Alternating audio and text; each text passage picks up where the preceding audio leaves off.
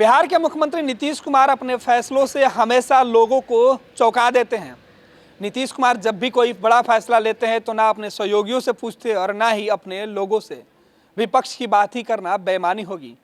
नीतीश कुमार ने एक और फैसला लिया और ऐसे में उन्होंने सारण के जो सांसद हैं, भाजपा से सांसद राजीव प्रताप रूढ़ी हैं, जो बिहार में जेडीयू बीजेपी के सहयोगी हैं, उनसे नीतीश कुमार ने पूछा नहीं और सारण की जमीन पटना को दे दी है। इसके बाद राजीव प्रताप रूढ़ी, जो पूर्व केंद्रीय मंत्री रह चुके हैं, उन्होंने इस बात पर आपत्ति जताते हुए कहा कि सारण की जमीन पटना को कैसे कोई दे सकता है।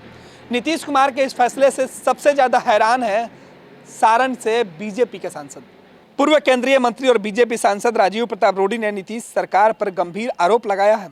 सारण से बीजेपी के सांसद राजीव प्रताप रूढ़ी ने कहा कि बड़े फैसले लेने से पहले राज्य सरकार सांसदों से बातचीत भी नहीं करती।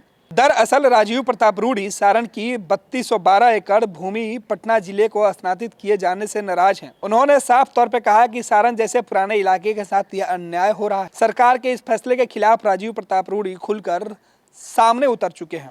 राजीव प्रताप रूढ़ी ने राज्य सरकार के इस प्रस्ताव की जानकारी मिलते ही स्थानीय अधिकारियों से बात की।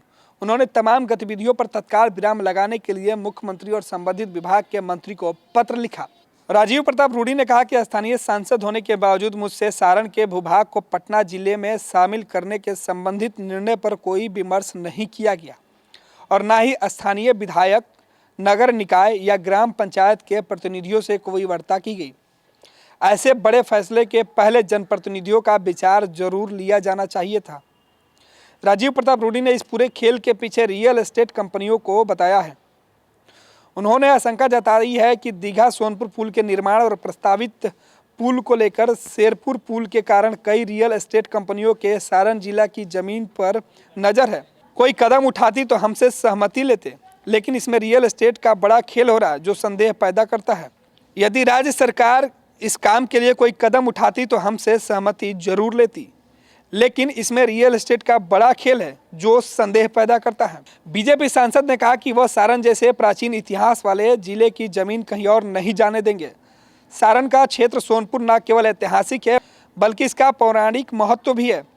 इस भूमि की एकता बरकरार रहनी चाहिए। पटना जिले में सोनपुर के क्षेत्र को काटकर शामिल किए जाने से सोनपुर की स्थिति और ऐतिहासिक पर प्रहार होगा। बीजेपी सांसद ने कहा कि आम लोगों ने उन्हें आवेदन देकर आग्रह किया। इसके बाद वह राज्य सरकार के सामने अपनी आपत्ति जता चुके हैं। उन्होंने इस संबंध में राजस्व एवं भूमि सुधार मंत्री से भी बातचीत की है। राजीव प्रताप रूढ़ी ने कहा कि इस पर किसी भी जनप्रतिनिधि से विचार नहीं लिया जाना गंभीर संदेह पैदा करता है। आपको बता दें कि सारण की 3212 एकड़ भूमि को पटना जिले में स्थानांतरित करने के लिए राज्य सरकार ने प्रस्ताव बनाया है। सारण जिले के सोनपुर प्रखंड की यह भूमि पटना जिले के अंदर स्थानांतरित करने की बात सामने आई है, जिसके बाद से ही बीजेपी सांसद ने राज्य सरकार के खिलाफ खड़ा होकर मोर्चा खोल दिया है।